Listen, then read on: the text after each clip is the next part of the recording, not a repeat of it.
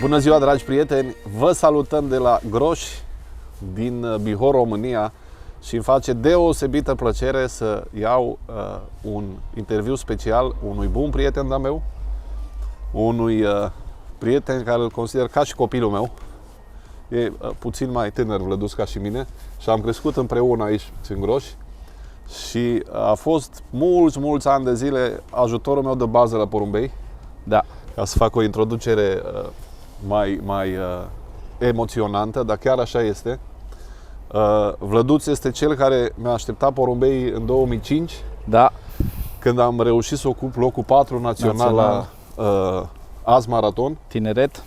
la Azi Maraton Tineret, și pentru că aveam puțin porumbei, mi-am luat bilete la mare și am zis că nu o să apuc eu să joc 2 Nuremberguri și un Straubing, ce jucam noi atunci. Da, erau foarte grele concursurile. Și totuși porumbeii s-au comportat, a fost al doilea an meu de văduvie, s-au comportat bine și l-am rugat pe Vlăduț, care, numai el dacă ne spune ce vârstă avea atunci: Vlăduț, te rog să mă ajuți, vii, le dai drumul, îi lași, îi faci. Și, Doamne, cum au trecut ani, sunt 20 de ani de atunci, Vlădu. Da, nu mai știu exact câți ani aveam, dar eram destul de tânăr și eram entuziasmat că pot să vin să pregătesc porumbeii tăi pentru a învăța și eu din tainele columbofiliei. Tu erai ca și un idol aici la noi în zonă pentru noi toți și am avut prilejul să mă ocup de porumbeii tăi în perioada în care tu erai plecat. Și am fost de multe ori și am așteptat porumbeii. Mi-aduc aminte că odată erai plecat de acasă și m-ai rugat să merg să aștept porumbeii. Nu te aștepta nici tu să vină porumbeii, pentru că în Oradea nici nu venise porumbei. Și m-ai sunat: băi, zice, a intrat un porumbel în Oradea, nu te duci, te rog, până la mine să aștepți porumbeii să mi cronometrezi, pentru că atunci erau cu ceasuri mecanice. Și mi-e place și la povestea aia, că e un pic diferită. Ce vreau să spun este că astăzi, după 20 de ani, cu bucurie pot să vă spun că Vlăduț este un columbofil emblematic nu doar pentru Bihor, ci și pentru România. Un columbofil român cunoscut și recunoscut peste hotare. Probabil numărul 1 la vânzări de porumbei, nu doar în România, și mă bucură tot timpul când mai mă întâlnesc cu el și îmi spune: am reușit să vindem porumbei din România în Pakistan, am reușit să vindem în Polonia, am reușit să vindem în SUA, în Canada, în țările lumii. Și Vlăduț, un băiat sârguincios care a înțeles ce trebuie făcut ca să devii un profesionist în sportul nostru, și cu atât mai mult anul 2024 i-a adus niște rezultate extraordinar de frumoase despre care o să povestim. Dar pentru că i-a adus vorba de acea întâmplare, este vorba de anul 2005. Da. Am avut un sharding, 680 de kilometri, zburam cu satul mare și atunci îmi construiam casa aici în Groș și împreună cu un regretat columbofil, Covaci Victor Cuchi, care a murit, Dumnezeu să-l odihnească, lucram la scara din interior, pe care am făcut-o din metal și am lucrat vreo 6 luni de zile, pentru că a fost lucrare complexă și complicată. Și am rugat colegii din Oradea să mă sune și pe mine când vin porumbei, ca să mă duc să-i aștept. În ideea că vin la Oradea, mai durează 40-50 o oră, minute, și avem timp să ajungem. La un moment dat, noi tot lucrând de acolo, ce Cuchi: hai să mergem acasă, că au venit porumbei ăștia până la urmă. Și pe drumul de la Groș la Vadul Crișului, sunt vreo 10 km, în localitatea Gheghe, mă sună Ionuț Lucaci: măi, zice, iartă, m-am uitat să te sun, au venit porumbei de vreo jumătate de oră, zice, la Oradea. Acum, Victor avea porumbei la concurs, eu aveam porumbei la concurs, ce să facem? Să mergem înainte? Da. Sau să ne întoarcem înapoi? Normal că trebuie să-l duc pe om acasă. Și atunci am pus mâna pe telefon. Soția mea era plecată undeva. L-am sunat pe Vlăduț. Vlăduț, dacă nu mă înșel, erai prin grădină. Eram la strâns de fân cu părinții, ajutam părinții la strâns de fân și eram acolo cu ei. Te rog, du-te, că simt că porumbelul, că trebuie să ajungă vreun porumbel. Și Vlăduț, când a ajuns la noi acasă, porumbelul deja făcea baie. Da. A luat locul 6 pe concurs. Era jos, în curte, era o baltă și era acolo, s-a dus să facă baie și l-am împins, l-am băgat în crescătorie, că aveai crescătoria undeva sus, și am luat clem, aveam niște emoții nedescris și l-am pontat. Da, era un porumbel original, Fane Buțucanu de la Galați, adus de pui, care și ocupa locul pe care vi-l spun. La momentul respectiv, maratonul se făcea cu etape peste 600 de kilometri Scharding 680, Nuremberg 880 și Nuremberg 880 erau celebrele naționale pe tot Ardealul, organizate pe vremea respectivă, domn președinte moldovan. Da. Concursuri grele și frumoase. Și cu asta chiar închei prezentarea, de așa un scurt rezumat istoric a Da, istoriei adică ca noastre să comune, știm de unde avem conexiunile și legăturile, adică de de unde am mult. plecat. Ultimul Nuremberg eram la mare Da, și concursul a fost, lansarea, dacă nu mă înșel, a fost sâmbătă da, sâmbătă. și vinerea era nerăbdător. Trebuia să stăm la mare până duminică sau până luni. Atât a durat concediu.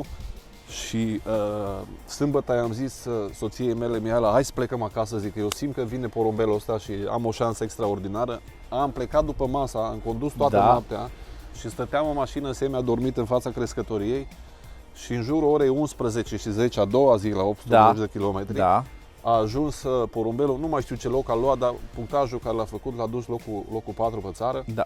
Apropo, sunt sigur că va vedea interviul nostru. Atunci l-am cunoscut pe Marian Ilie, cu care acum avem un tandem la Timișoara, și pe Mircea Stan. Ei erau locul 2 la Maraton Tineret și Marian a fost cel care a zis, băi, zice, cele mai nasoale locuri sunt locul 2 și locul 4. Locul 2 că putea să fie locul 1 și locul 4 că putea să fie N-a locul prins 2. podiumul, exact, da. Dar să ne întoarcem la subiectul nostru. Vlăduț, am făcut deja o mică mare introducere despre cum ai început tu să vezi despre porumbei la mine și după aia să ai proprii porumbei. Astăzi discutăm de un om matur cu super porumbei și cu porumbei care au referințe în toată țara, dar mai mult ca orice o să vreau să vorbesc despre sezonul 2024, în care cupe județene fără număr, 20, cupe provinciale 8 fără număr, și 2 naționale. 2 trofee naționale Și un mai porumbel mult, olimpic. un porumbel olimpic. Da. Pentru cei care nu știți, Vlăduț concurează având una dintre cele mai lungi distanțe din județ. Clubul Alești, la fel ca și Clubul Beiuș, sunt cele mai lungi, ca să zic așa, ca și distanță. Și totuși, cu o bună pregătire, cu un bun management despre care o să te rog să ne spui, ai porumbel olimpic în lotul olimpic al României, la categoria general. Va reprezenta România la Cupa Europei de la Budapesta, care se va desfășura în 3 săptămâni, sper că nu greșesc, la sfârșitul lunii ianuarie. Da. Și bucuria podiumului național, ca să nu mai zic. Fă-ne un pic acum tu introducerea ta despre momentul care îl trăim. Și porumbei ai, că ajungem și la pregătire și la cum ai făcut să... După cum bine știi, în trecut jucam cu porumbei cam tot, de la viteză până la maraton. Am văzut că e foarte bine să te specializezi pe o anumită categorie și așa ai șanse mai mari în obținerea de rezultate. Și atunci, la un loc unde stau acum acasă la mine, am făcut o crescătorie pentru maraton, de unde concurez doar maraton. Și în 2021 fratele meu a venit cu o idee să facem la părinții noștri o crescătorie, de unde am și început să concurăm prima dată în 2006, acolo am avut crescătoria, dar fiecare și-a urmat cursul vieții și atunci n-am mai concurat de acolo. El a venit cu o idee să concurăm de la părinții noștri la concursurile de o zi. Acum, scuză-mă, aici e o moștenire genetică. Ionuț e la fel un crescător foarte priceput la porumbei, care dacă am pus probleme pe unde a umblat, acum au zis că s-a stabilizat la Oradea. Sper că pe concursuri de 100, 600, acum că m-am dus eu spre curse mai lungi, am care renunțat la porumbei de scurte, să nu facă probleme pe acolo. Dar e o chestiune genetică, deci ambrii frați Fildan sunt foarte pricepuți, pot să vă confirm lucrul ăsta. Ionuț, locuind la Oradea de mulți ani de zile, a avut diferite tandemuri și diferite combinații pentru a juca porumbei și cam peste tot a făcut de vârf. A făcut porumbei de vârf. Rezultate de vârf la nivel județean, trofee nenumărate și i-a venit ideea asta să concurăm împreună. Am făcut o crescătorie, am mutat de fapt o crescătorie de aici de la mine dincolo la părinții noștri. Ei sunt la 50 de metri de noi și el fiind pasionat de concursurile de o zi, am mutat acolo 80 de pui. Eu concurez și pe columbodrome și am mutat și eu câțiva pui de la mine, din cei de columbodrom, cu origini de Hoimans, un porumbel de la Racolța Sorin de la Suceava, cu origine air cam drapa, un mix de, nu o anumită linie, un mix de linii de la diferiți crescători, și de la tandemul nostru Raymond Ruten din Olanda, pentru că tandemul nostru, după cum știi, este olandez. L-am cooptat și pe el în echipa noastră din 2021 și ne-am făcut un lot de 80 de pui pe care i-am concurat în sezonul 2021 la pui, în 2022 ca și Arlingi. Am avut deja rezultate bune încă de atunci. În 2023 am avut un an foarte bun, deja aveau porumbeii 2 ani de zile. Da. Și în 2024, la 3 ani de zile, porumbeii au explodat, au reușit să facă și palmares la 2 ani și la 3 ani, unii dintre ei, și acela a fost lotul nostru cu care am obținut aceste rezultate. Noi nu am dorit să continuăm pe o perioadă mai îndelungată această colaborare. Am știut că doar pe o anumită perioadă, pentru că și lui este greu să vină în fiecare weekend de la Oradea la porumbei, și mie mi-e greu să mă ocup și de porumbei aceia și de porumbei de maraton. Și am vrut să încheiem, după 2 ani de zile am vrut să încheiem, dar am văzut că au fost rezultate și am zis hai să încercăm să facem până la palmares 3 ani și după aia să ne oprim din acest proiect, pentru că și pentru mine e foarte dificil să managerez 2 crescătorii, cea de maraton unde sunt concursurile care îmi plac mie și cea de concursurile de o zi unde erau porumbei despre care am povestit. Da. Apropo de maraton, un rezultat de excepție și la maraton în 2023. Povestește-ne un pic de Femela care a făcut un super rezultat. Da, de aici de unde ne aflăm am concurat la maraton pentru că nu am avut timpul necesar. Am luat decizia să-i concurez la natural, până acum am concurat la văduvie și am reușit să obțin un rezultat fantastic, campioană provincială la maraton extrem maturi, cu un rezultat remarcabil. Femela a obținut locul 3 pe lansare din peste 3600 de porumbei la prima etapă de maraton și la a doua etapă de maraton a fost locul 4 din peste 1400 de porumbei. Pe toată provincia. Da. Este un rezultat foarte bun, pentru că e greu să găsești astfel de porumbei să-și ia etapele de pe general amândouă. Este o femelă fantastică care mi-a adus o bucurie de nedescris. Și având în vedere că nu am avut o astfel de pasăre, nu am avut curajul sau poate nu știu ce să spun, dar nu am angajat-o și la a 3-a etapă. Bine ai făcut. Și așa că Femela este în crescătorie, am oprit-o la reproducție, este dintr-o familie dovedită de zburători foarte buni, adică nu este singura din familie care a obținut rezultate notabile atât pentru mine cât și în alte crescătorii. Da, cred că ai procedat înțelept. Porumbeii de vârf și de vârf la mai multe etape într-un sezon nu sunt foarte deși, ca să zic așa, nu-i găsești în fiecare zi. Și porumbeii de vârf, din punctul meu de vedere și din experiența discuțiilor cu mulți crescători de afară, porumbeii de vârf au ceva special. Foarte multă lume vorbește că, dom'le, dacă a făcut un rezultat, eu nu vorbesc de un porumbel care face un singur rezultat, dar porumbelul de vârf are ceva special. De-aia selecția profesioniștilor se face pe primii 3%. Am auzit prima dată treaba asta la Horvat Karol în Ungaria. Da. Și aproximativ în același timp, sau poate mai repede, nu mai contează, la familia Kip în Germania. Deci acest procent de clasări în primii 3% este esențial. Nu știu cum acești oameni, și Horvat și Wolfram Kip, au peste 80 de ani. Cum au ajuns la această concluzie după 10 de ani de columbofilie, dar sigur este ceva acolo. Sunt porumbei care te duc înainte dându-ți păsări de vârf. Pentru că, din punctul meu de vedere, esența concursului este să-l câștigi. Exact. Așa, spune puțin despre linia Femelei și despre porumbeiul care concurez la maraton. Femela este 50% Elema și 25% Măgirescu plus Ojoc plus Dorneanu și 25% Cotârlă plus Berar. Elema este un cunoscut crescător olandez. Am achiziționat în 2016 o femelă de la acesta. Mi-a trimis 5 pedigree și mi-a transmis să-mi aleg una fără alte explicații. Am ales-o pe Micuța, cea care a devenit o super reproducătoare. Este bunică și străbunică la foarte mulți zburători de top în toată țara, nu doar la mine în crescătorie.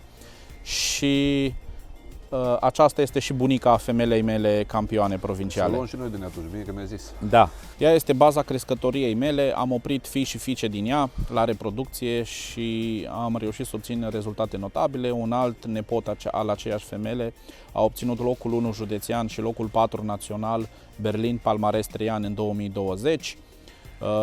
Un alt nepot la un coleg de club a reușit să obțină locul 2 județean Maraton Grand Prix Tineret în 2021. Un dublu strănepot al acestei femele a reușit să obțină locul 1 național Maraton Tineret 2024 de la Timișoara. Da.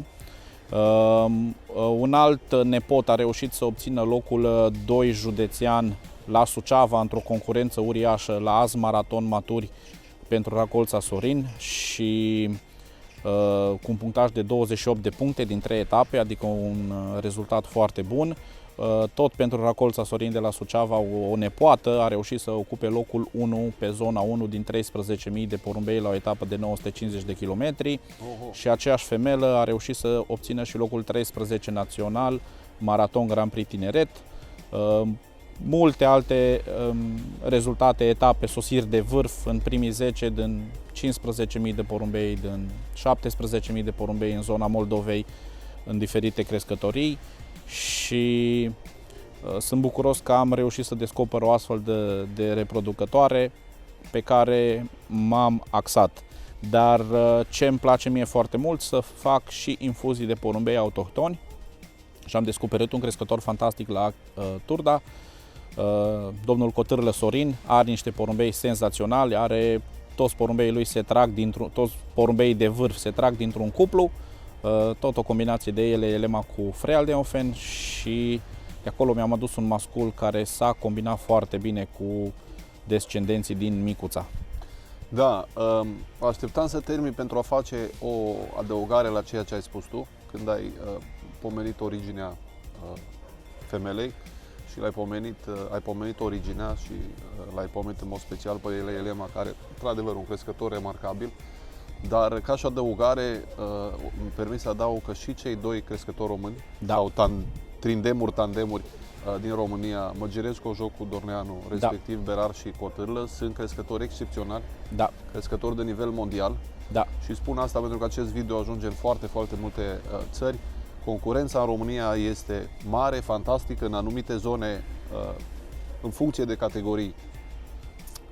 Discutăm de o concurență fantastică și de o evoluție a sportului columbofil incredibilă și eu personal cred că cei menționați de tine, atât Trindemul de la Bacău, cât și cei doi colegi din Ardeal, sunt crescători care se ridică de departe la nivelul celor pe care știi mai cunoscuți și care sunt promovați internațional. Adică cei care ne urmăresc pot să urmărească rezultatele acestora pe paginile Uniunii noastre, pe paginile de clasamente din România, crescători excepționali pe care este corect și se cuvine să dăm cezarului ce al cezarului și să nu vorbim doar de belgieni sau de olandezi, care la rândul lor sunt crescători de mare, mare valoare. Discutăm de columbofili din România de top, care au ajuns la un nivel extrem de ridicat. Cei care, cei care fac sau facem rezultate în România, putem confirma câtă muncă este nevoie azi față de acum 20 de ani, când am ieșit la de exemplu eu, locul 4 Azi Maraton România, Azi Maraton Tineret, pe vremea când nu se cunoșteau atâtea lucruri despre motivare, despre pregătire, despre metabolism, despre toate lucrurile astea. România este pe un trend extraordinar ascendent și sunt columbofili de la care și eu la rândul meu și mulți dintre noi începem să cumpărăm, să schimbăm între noi și să dea rezultate extraordinare. Am vrut să fac această paranteză că îmi place să fim corecți și să dăm cezarului ce al cezarului.